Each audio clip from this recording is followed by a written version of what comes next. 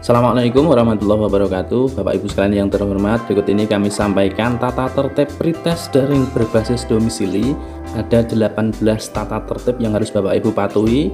Yang pertama adalah peserta harus sudah memasang program atau aplikasi Save Exam Browser dan file konfigurasi SIB ke dalam laptop Bapak Ibu. Peserta yang belum memasang program atau aplikasi ujian akan dibatalkan ujiannya pada sesi tersebut.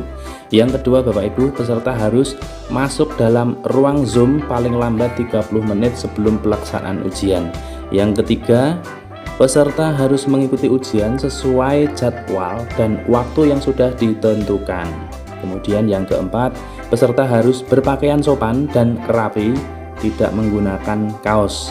Tata tertib yang kelima, peserta mengerjakan ujian di dalam ruangan yang tenang, nyaman, dan dengan pencahayaan yang cukup tanpa ada orang lain.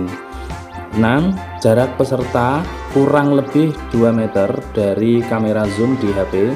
Posisi HP berada di samping depan kanan atau kiri.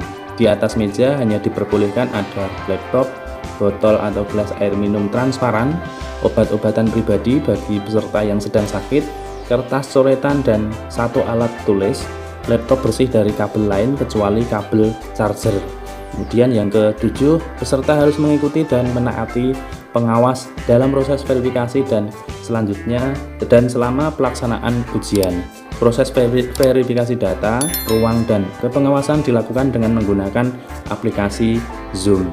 Selanjutnya yang ke-8, apabila pada saat pelaksanaan ujian tampilan peserta di aplikasi Zoom tidak sesuai petunjuk dan atau aplikasi Zoom peserta mengalami masalah sehingga video tidak tampil di aplikasi pengawas, proses ujian dari peserta tersebut akan dihentikan untuk sementara waktu. Pengawas klik stop begitu Zoom peserta terhenti.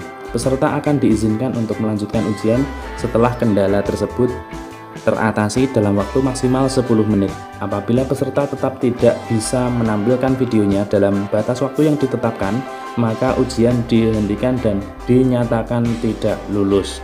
Kemudian yang nomor 9, peserta harus mengerjakan ujian secara mandiri dan tidak boleh dibantu oleh orang lain atau alat lain. Tata tertib ke-10, selama mengerjakan ujian, peserta menghadap ke layar monitor dengan menampilkan 100% wajah pada laptop.